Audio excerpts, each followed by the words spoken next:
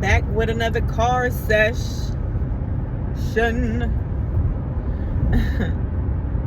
I am currently in Baltimore, Boogie Down B More, on my way back to Philly. Spent the weekend with my family, saw some friends.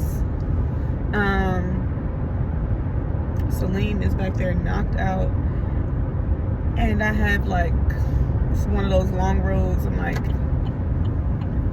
in 1 mile, continue on I-95 north. For like 60, it's gonna be like 64 miles, so I'm gonna be going straight for like 64 miles. So anyways, I have been feeling very inspired lately. I've been feeling very inspired to just share my story, to just share my lessons, to just share my perspectives on things. And for a while now, I mean, I've always felt like that's just been a part of my personality to share, and that's been a part of like my brand before branding and stuff was like such a big thing as it is now. But I've always been the type of person that just share my story, and yeah, especially with me being a writer too. Continue on I-95 north. Yeah, okay, thanks. So yeah, this is just a different way that I want to do it, as opposed to me writing and stuff. And I have realized Continue that straight for 45 minutes to I-95 north, Cash. Thanks, man. So yeah, I'll be on this road for like 45 minutes. Hopefully this story time isn't 45 minutes too. But if it is, it is. If it's not, my intention is that whoever is listening to this receives what they need to. And also for me to finally do what I feel like I've been putting on hold for so long. And that's a part of my breakthrough also. So it's been years where I've been like, yo, I am going to make a video on my story and just where I've been in the past 4 years, almost 5 years. And it's just a crazy story where I feel like at the root of it is it's like learning, but the fucking branches, they're all outpouring. It's like an outpour of just, I feel like, alignment. And y'all gotta forgive me, I'm just really just speaking from my heart, so help me please, God. So I've always wanted to share my story. It's just, I always thought like, oh, it has to be the right time, it has to be the perfect setting, I have to be at this certain place. When, listen, that's just perfectionism talking, and like none of this shit is perfect. None of this shit is perfect, and it's never going to be. So here it is, raw and uncut, and it is what it is. So like I was saying, my story, just to give you a little background, I am originally from Maryland, from Prince George's County. But I was about to say Pretty Girl County, and then my brain just combined the two. But you know what it is, Pretty Girl County. Yeah, I was raised there, lived there pretty much my whole life. I did move to North Carolina. So I did move to North Carolina when I was 18. That's a whole nother story. But up until I graduated high school, I lived in Maryland. So I went to school there. All my friends are there. The majority of my family. Watch out, vehicle on shoulder ahead. Okay, thanks. The majority of my family is there. It's like my upbringing is there. I moved to Philadelphia in 2017 to go to Temple University. I had always wanted to go to Temple, y'all. Like that wasn't my dream school. My dream school was to go to St. John's in New York. I was born in New York. I was born in Syracuse. And yeah, I wanted to kind of go back and like, you know, have my time in New York, have it up. Isn't that like, it's like a lot of people's dream is to go to school in New York. But I ended up not getting into St. John's, and I also ended up not getting into Temple. So when I graduated, it was like that was like the beginning of my like my awareness of my depression. And I was like, yo, this like actually sucks. Like this feeling actually sucks. So yeah, that feeling actually sucked. And then at 18, like not really knowing that like how life really works, you really think that it's like, oh, I'm gonna graduate and I'm gonna go to college and I'm going to, this is how my life is gonna be, you know, that I'm gonna graduate in 4 years, I'm going to have my family and have my job and my kids, like that whole plan that we planned. And you know, I didn't really have anybody telling me that like that it's a possibility it's a possibility that it might not work out that way that I see it. My shirt is all wrinkled and everything. Human first. So yeah, I mean, there were a lot of people in my life that were just like really steering me in the direction of going to school. Like, I'm good at school. I've always gotten good grades. Like, Police reported ahead. Thanks. I've always, well, in high school, I did a lot of extracurricular activities that I really enjoyed. Like, I was in the poetry club, and I was in ROTC. Like, I took like a journalism class, and I was in a yearbook club, and like I did a lot of stuff that I enjoyed doing in high school, and for it to not line up the way that I thought it would, or for me to like not be in that space, I was devastated. I was torn up.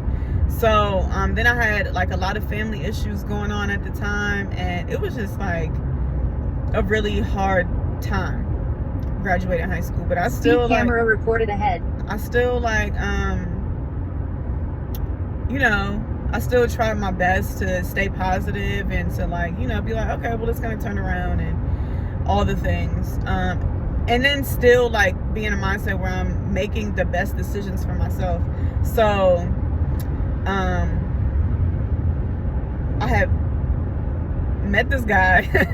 I'm just gonna be real. I had met this guy. We fell in love, or whatever you want to call it, when I was 18, and ended up moving to North Carolina with him. This was the first time I moved away from home, and I was just in the space where I just needed to be around love, and his family loved me, and like everything. Selena's back there knocked out if y'all hear him snoring. His family loved me. You know, I just felt welcomed, and I felt like I belonged, you know? You know how it is when you have, you know, families, you know, friends, families that welcome you, even like, you know, work families that welcome you, know, like it's a feeling of just belonging there and just love, you know? At that time, that's what I needed or whatever. They reassured me that like, you know, that things would be okay or whatever. They offered for me to like come stay down there, kind of start over. So I stayed down there for 2 years. You know, me and the guy started going through a lot of stuff,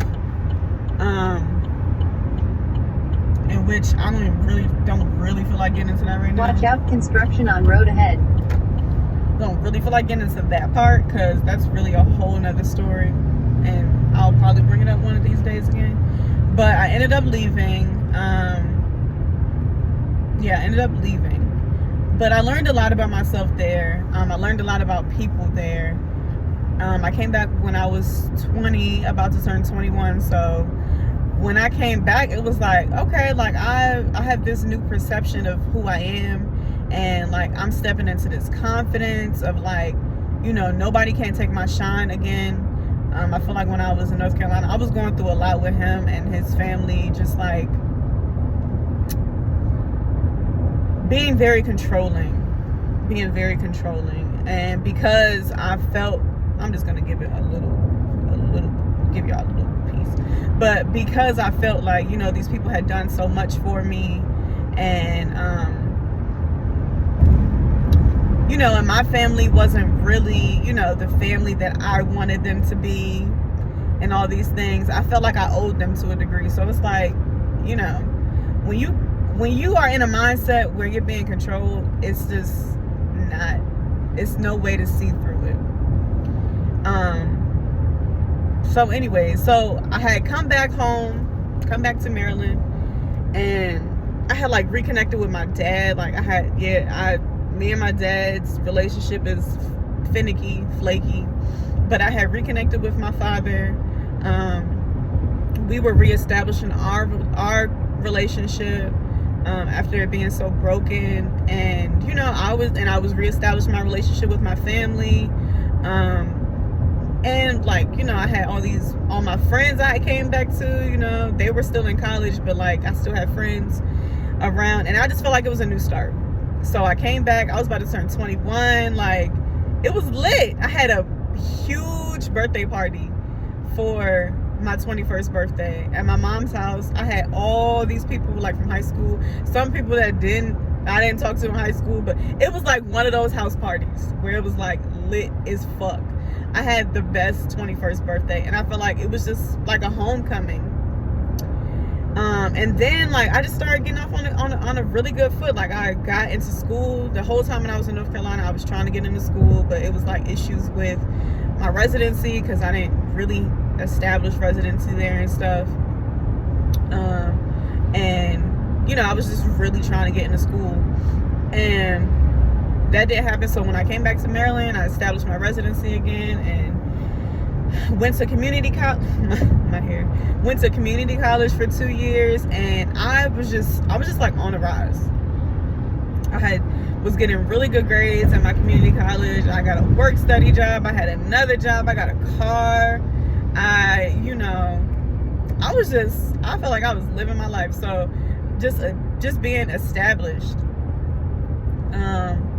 So then I had applied to Temple again. I ended up getting into Temple, and I was like, wow, this is like every time I choose myself, every time I like, you know, I feel like I'm just unlocking levels of like self-love and stuff like that. Like, because when I was in North Carolina, that was, again, like right before I went to North Carolina, it was like the first time reported ahead. The first time I had really ever experienced like really just low feelings.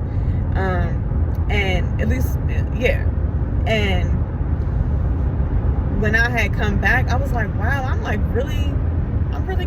getting through this. Like, even when I was in North Carolina, I was like, okay, I started understanding like what self-love is, because everybody don't have it. Everybody's not raised that way. Everybody doesn't recognize it. Everybody doesn't know their bad habits, or, you know, their toxic habits and toxic behaviors. So I was like, bet, like this is the answer. Like self-love is the answer. So I'm rocking with it. Like I'm rolling with it, and it's lit. So I ended up getting into Temple. Ended up moving to Philadelphia to go to Temple.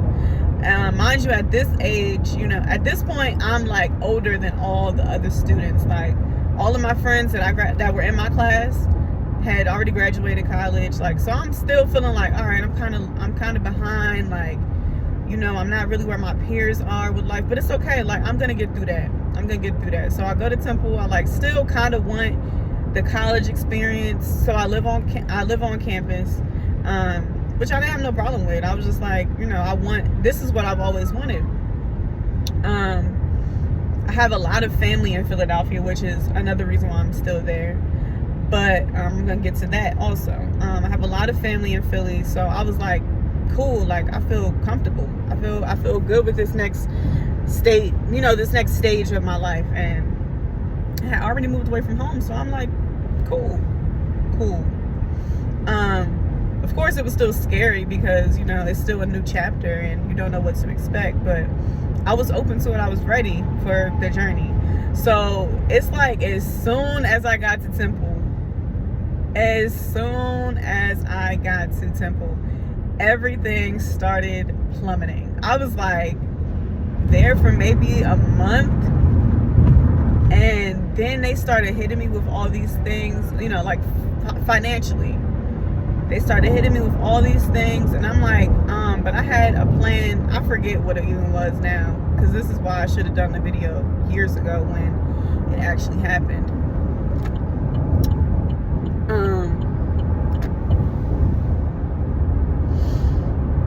But yeah, it was, and this is another thing with just not being financially like literate going to college. Like these schools and everything, I feel like they really set it up for kids to be like, yes, come here, spend your money, go into debt just for the experience. And I had to learn the hard way. Like, I really didn't need to go to school. I still haven't finished college.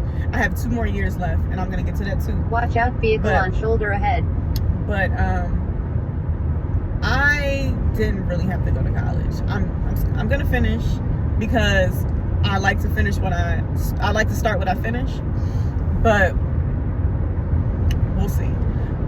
So yeah, they had told me, when I first got there, they were like, yeah, you can sign up with this loan, this loan, this loan, and you're approved for all of them. And then when that bill came, they were like, yeah, you're not approved for that. You're not approved for that either. You're not approved. So when I tell y'all, I'm like stressed. I'm stressed. I literally just got here. I just got here. So, my older brother went to college and everything. He went to college in Philly too. And he like, yo, you need to go down to financial aid, like, and basically harass them.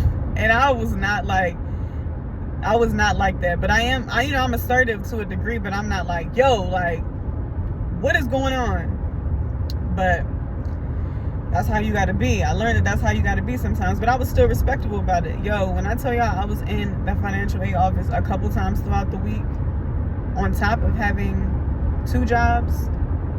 I had a work study job there also, and I had an off-campus job too. Y'all, your girl was really trying. She was out here struggling, trying to stay in school my first year. So I ended up finishing the year. I had to move to like another dorm that was a little bit cheaper, and because they gave me money for the year, because I had scholarships, I had loans, I had more scholarships than anything, and they were telling me like, you have the best financial aid package. Like, there's really no more money we can give you. And I wasn't 18. I was like 23, maybe 23. And I hadn't really established any credit. Like, you know how black families, black parents are. Unfortunately, my mom couldn't help me out, couldn't co-sign on a loan or anything. So it was like I was really out here fighting for my life. So I ended up moving to a cheaper dorm so that I could like finish out the year. I at least wanted to finish the year. And that was cool. But then now, like, I don't know what to do. I can't go back to school. I had an outstanding balance of like $6,000 to stay on campus, all because I was out of state. So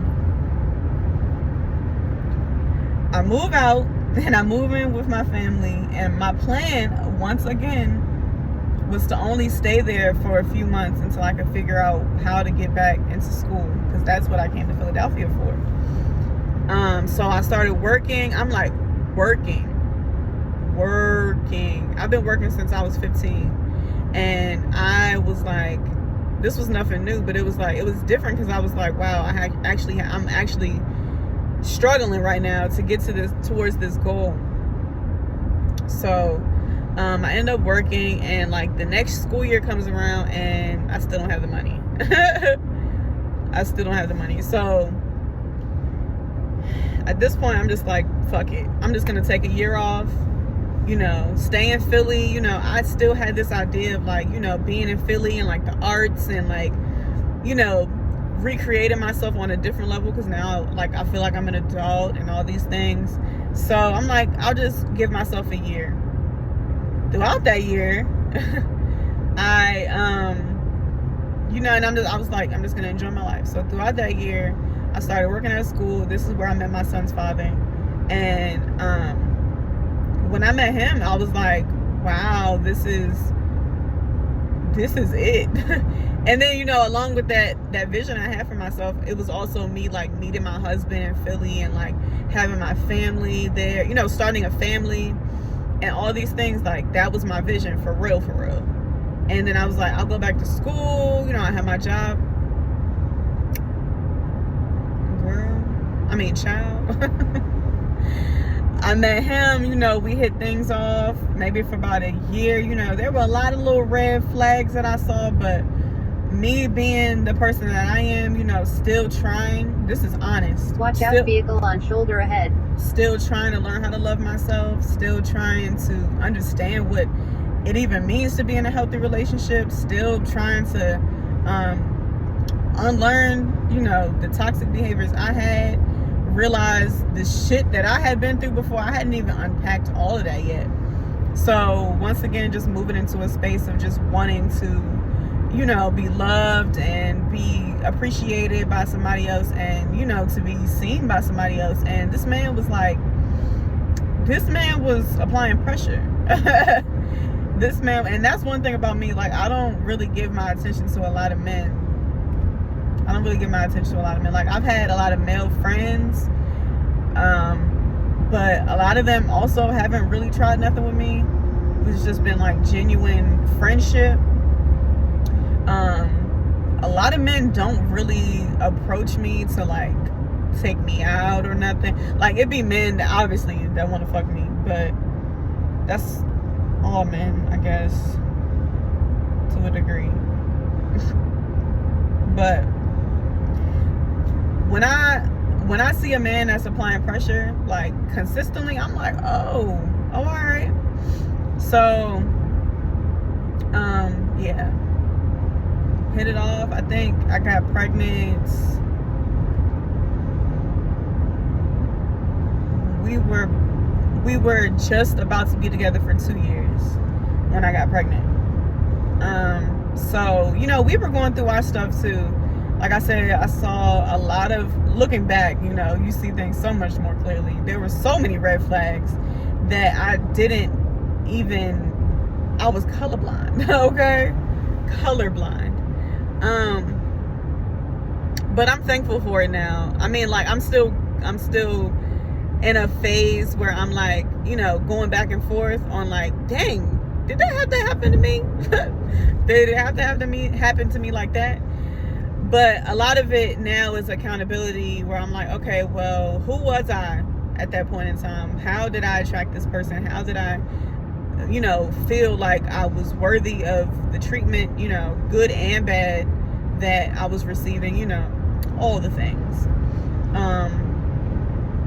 So yeah, I mean, it's like almost like when I got pregnant, we were so disarrayed. Like, we were in between like highs and lows. And at first, when I had first like shared you know, my history of my story of domestic violence with him, you know, I threw the whole narcissist thing out there. And I did that because, I mean, he does have a lot of traits. But at the end of the day, I want to, sometimes I feel like I should revoke that, because I'm not a therapist. I don't have a degree in that shit. I'm not, you know, I'm not a professional, so I can't diagnose nobody with that. But I can, however, validate my experience and know that, like, yeah, no, this man actually, if he's not a narcissist, then he has something wrong with him mentally. It's chaos. Which is also another story.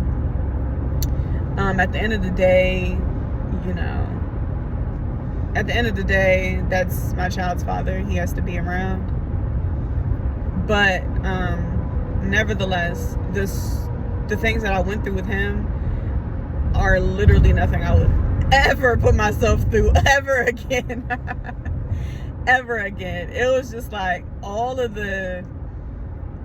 not even all of the self-love. It's like I was still applying the things that I've learned through you know, my lessons in self-love, but I didn't learn how to still be that and still hold that space for somebody else. Like, not, you know, walking away from things, not giving people chances after chance after chance when they show you who they are. You know, it was still me operating from my heart and not my mind.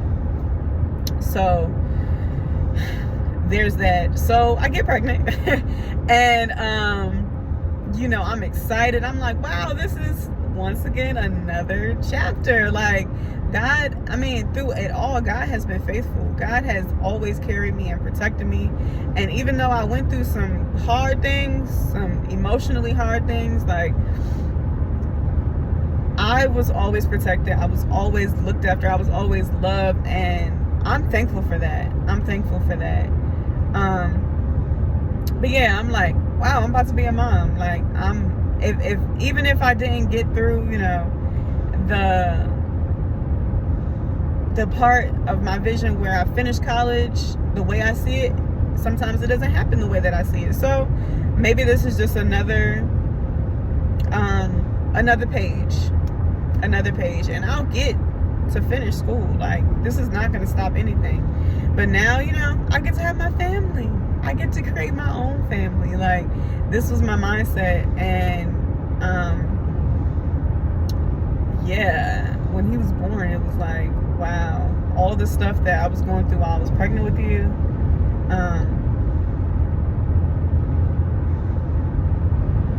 yeah, it's one thing for somebody to just not be there and not be present and stuff like that, but then it's another mind fuck when somebody is there and they're taking care of you and they're loving on you in all these other ways, and then they just snap, and then they start loving you and taking care of you and appreciating you and affirming you and apologizing, and then they just snap again, and then they just snap again. And it's like, wow, like, this is the part of life that I was not ready for.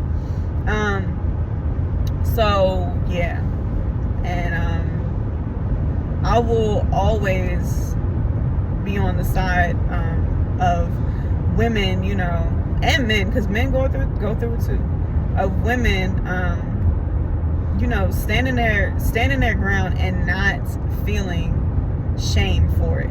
Because even after the incident, I stayed and I tried to still work it out, and I tried to still, you know, be present, especially for my son now, because I came from a single mother, and that was the very last thing that I wanted ever the very last thing that I wanted. I'm on a bridge now, and I love looking at the water. But yeah, that was the very last thing that I ever wanted for myself. I felt terribly low again, probably even lower than what I felt when I didn't get into college and stuff like that. But this time it was different, because now I have my son to take, you know, I have my son there, and now I have this person Watch out, vehicle on shoulder ahead. I have this person that is relying on me, and to show up for him and to be my best self for him, and not even just for him, like for myself too. Like, I deserve that. Like, being a mother was always important to me, but it was like I felt like I had to line all these things up first before I could be that. And though I still feel like that, I feel like things would be a lot easier if I would have lined myself up to be better prepared for him. You know, things would be easier. But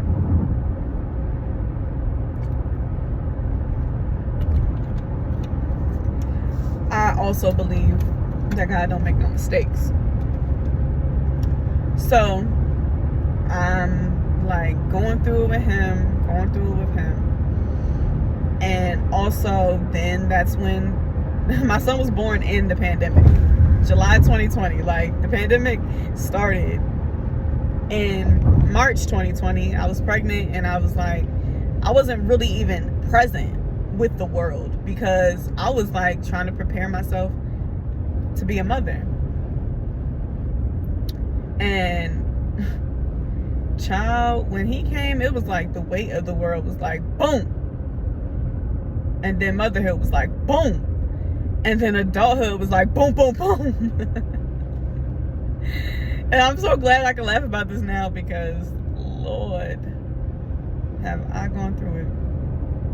But, yeah, going through it with just in every aspect. So then the pandemic hit, and I'm trying to raise this kid and, still co-parent with him with just unfinished conversations and resentment and everything. Yeah, it was just a bad time. But also I feel like I was broken down into so many little pieces so that God can rebuild me. And I feel like I'm still being broken down in some areas, but it's not as dramatic. It's not as dramatic. I can see the mess, and I can also see like, oh, okay, God, you're trying to build me up in that area. I see. All right, I got you. I went through that whole phase of just like, losing the relationship with his father and my friend. Like, he was my friend, and I valued our friendship above everything, even after all the arguments, even after everything that had happened with the domestic assault, like all of that. He was still my fucking friend. So, from losing that, and then, losing the vision in my mind of my son not having his father and me together with him, it was like, it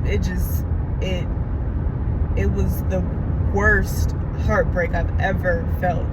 The worst heartbreak. And my son was like 7 months. He wasn't even walking yet. He was still 7 months old. So just like learning how to accept being a single mother, and then trying to figure out how to get back to work and just figure out my next stage. And here I am now. My son is a year and a half old. A year and a half old? That sounds weird. He's a year and a half now. Running, talking, learning. And I just feel like, I was talking to my mom this morning, just before I was about to leave. And I was like, I just feel, and I really felt myself like getting ready to cry. Because I was just feeling so, I'm not going that way. I was just feeling so overwhelmed with joy in the fact that God gave me a son. I was like, to this day, he sees his father on the weekends sometimes, and been dealing with the courts and everything. Lord, be careful we have a kid with. But I'm still grateful. Like, he sees his father sometimes on the weekends, but like throughout the week, like those in between the times that he doesn't see him, he don't call, he don't show up, he don't come by to see him to come hold him for a couple minutes. Like, he doesn't do anything outside of his court order. And so while I'm accepting of everything else, I'm just like, I can never understand how somebody could do that. My son is light and love, and like, he's like just a ball of love. And I just don't understand how somebody could do that. And so, I wrestle with that thought every once in a while, and I was like, all right, well, I guess that's just his laws. You've missed a lot in his life. Waking up, going back to sleep.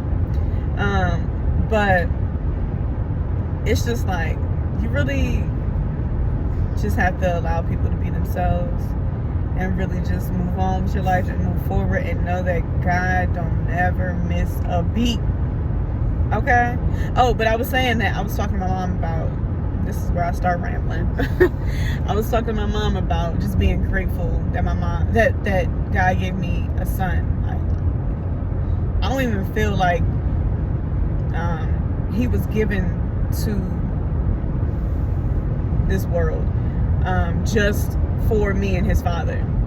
I feel like he was given to me, like, to help me, like, for real. God just, like, gave me this gift literally to help me grow into a woman, to help me grow, you know, and being more nurturing, and grow, and helping me be more self-loving, and to know that self-love isn't just like, oh, I love myself and I'm not gonna let nobody treat me like that. No, it's also self-care. If I love myself, I'm gonna take care of myself. I'm going to fight for myself. I'm going to stand my ground. I'm gonna stand on my word. I'm gonna respect myself. Like, it's all those things. It's not just, and this is what I didn't really realize before. So, you know, now I'm just like in a phase where I'm just like, I'm enjoying my singlehood. I haven't been single, like for real single, in over 10 years.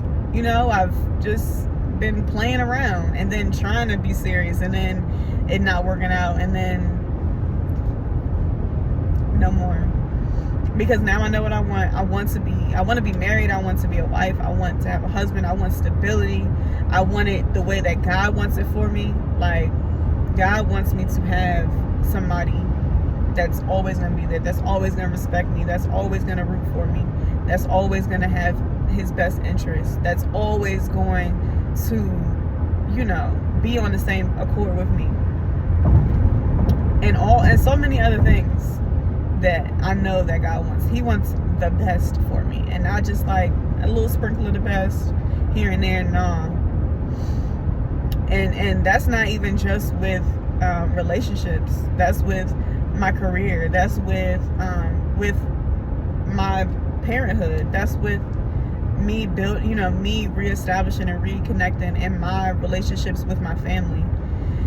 And it's just, I'm just learning too. It's just so much more to life. Watch out, vehicle on shoulder ahead. So much more to life than relationships. Like, your relationships they mean a lot, but at the end of the day, it's not something that I'm chasing. It's not something that I desire it, but I don't desire it enough to do it again just because.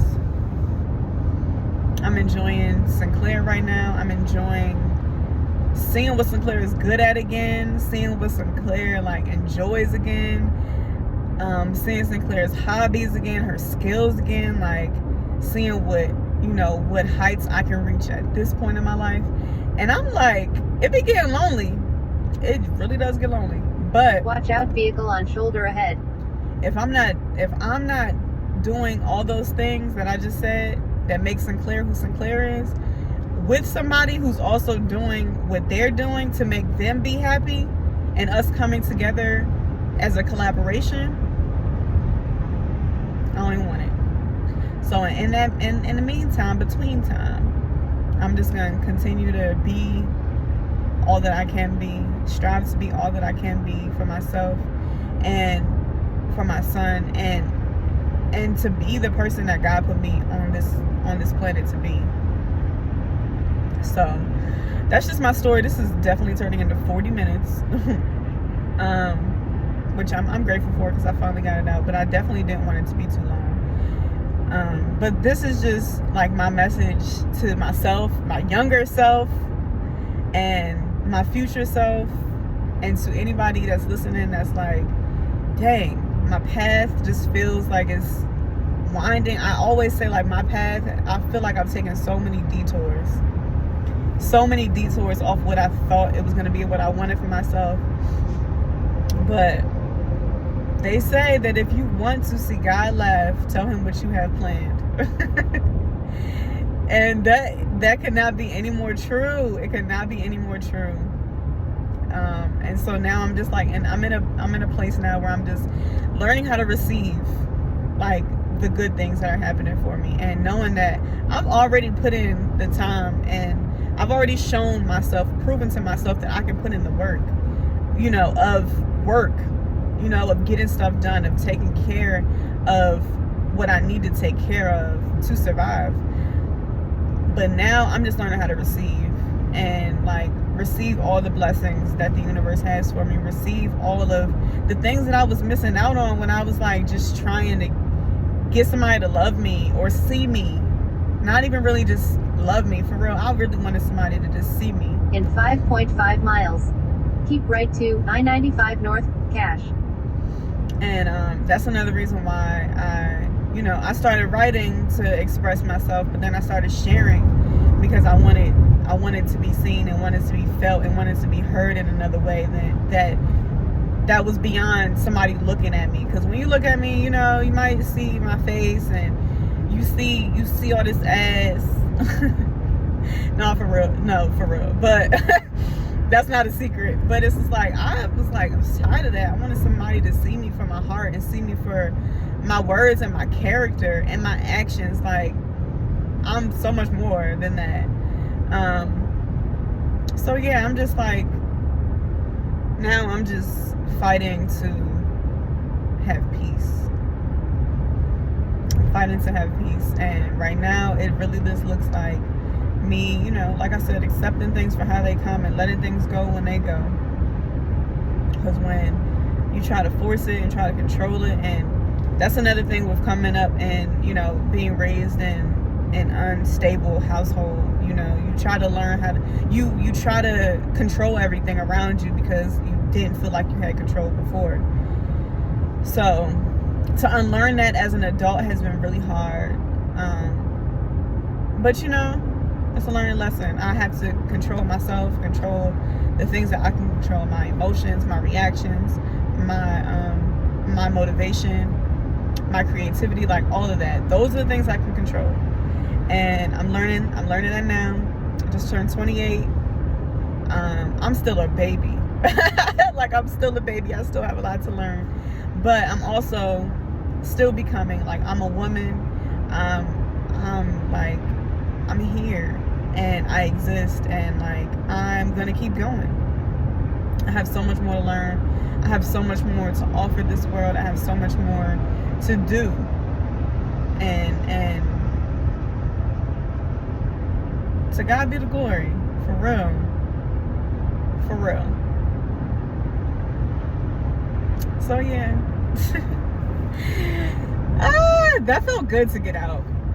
That's another reason why I need to go back to therapy, but therapy be taking too long. I was always mad because I would like need to talk to my therapist. Like, I needed to talk to her like every other day. Like, we need to be friends type stuff. I can't wait for the next week, if it's weekly or whatever.